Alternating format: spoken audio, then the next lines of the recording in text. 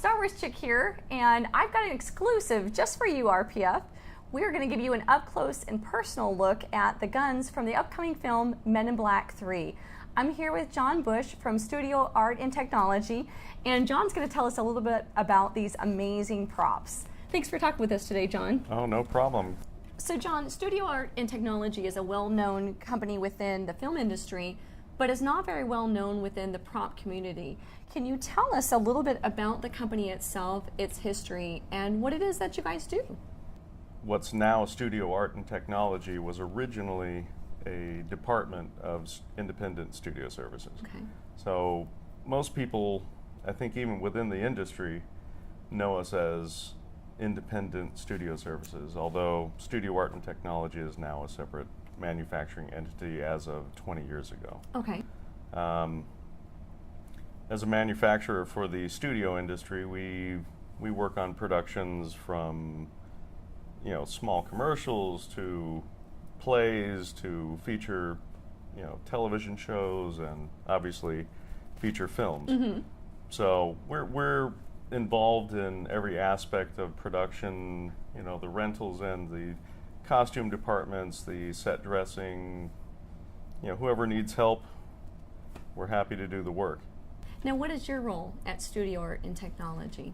Mainly it's sales. I work in the manufacturing, and you know, the sales end of it is it's difficult, and it's you know, it's an integral part in the manufacturing end of it. You know, I'll deal with the customer, and when the customer comes in, I try and help them sort through the script and Mm-hmm. what the prop actually needs to do. Now, I know very few prop studios have actually delved into the area of licensed replicas, and yet that's something that Studio Art and Technology is starting to do. What was the motivation for them to do that? Well, we've over the years we've been asked why we don't get into that. I don't think we were quite ready to do so.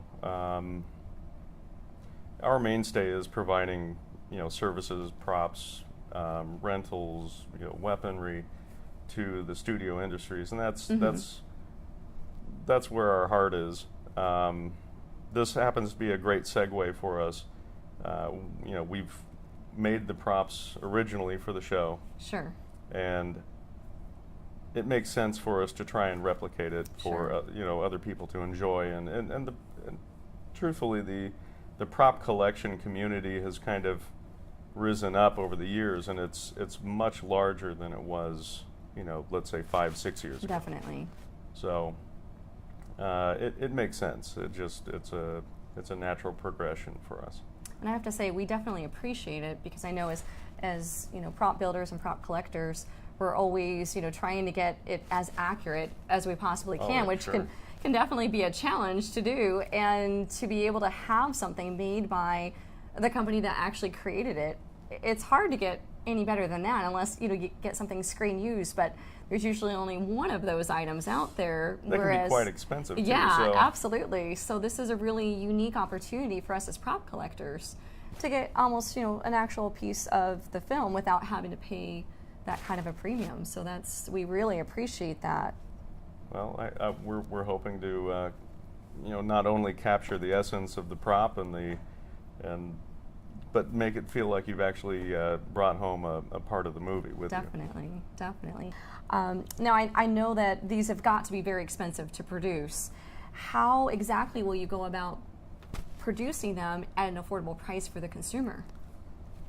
Well, it's if we were to make every single one, you know, I don't think many people would be able to afford them. I wouldn't be able to. Mm-hmm. But in a situation where parts are being mass-produced, meaning in larger quantities than, you know, 6 pieces like we Sure. would build for production, the cost in the items can be cut down. So if you're having aluminum parts machined or cast, if you're having somebody else do them and produce them in hundreds, the cost is significantly less than if we were to go in and CNC the parts.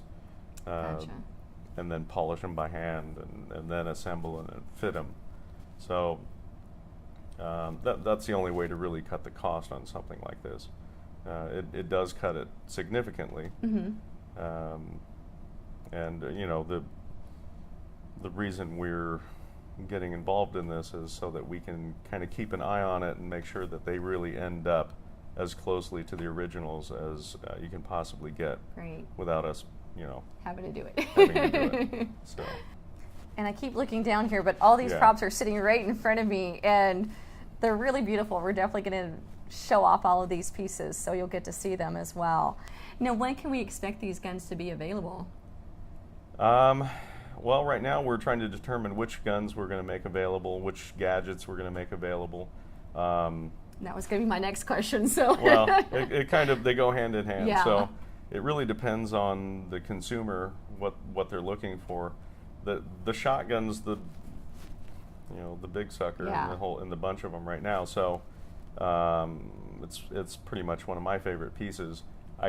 I think it's pretty much everybody's favorite piece. yeah, I gotta agree. So far from I the think show, so it's pretty cool. So it's the biggest. So we like the big guns. I'm thinking we definitely want to make the shotgun. I think the standard issue weapons J&K. for J&K are really, really cool. The modern versions of them are really beautiful. Yeah, they really are.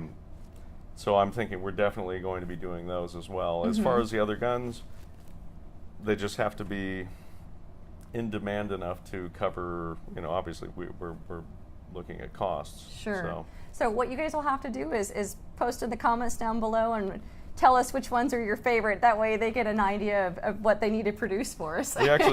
We set that up on the website. Oh, great. We threw up a temporary website, which we're obviously in the process of wiping out and redoing our entire website. But Okay. we set up a checklist for which ones everybody was interested in. wonderful. Unfortunately, 99% of them were marked all of them. So Oh, no. yeah, we don't know. That doesn't help. It's not very helpful, but it's nice to know that everybody likes them, I think, Yeah. for the most part. And me getting to work with them and hold them, I'm a big fan of Men in Black, so it's exciting to actually be making product from it. Definitely. So.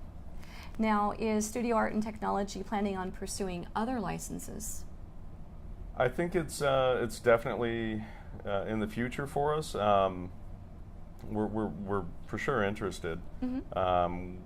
We're involved in feature films from all the Marvel films and DC and Green Lantern and the Avengers and Thor, and they're all fun shows. They all have really cool props and other pieces in the films. We'd love to. Right now, we're just going to put all our efforts into this one initially and get the ball rolling. Once this thing's going, we can kind of see where it's headed. I think it's definitely in the future for us. I know we would love that. You guys work on some amazing films, and I think this will be great for the prop community, so I know I'm looking forward to it. Me too. All right, John, I've been staring at these guns all evening long here. Which one are you going to let me take home? Well, Series 1 Deatomizer. Yeah? Noisy Cricket. I feel like I'm going to break this damn thing. Pew, pew, pew. You did the I know, I had to. Wow.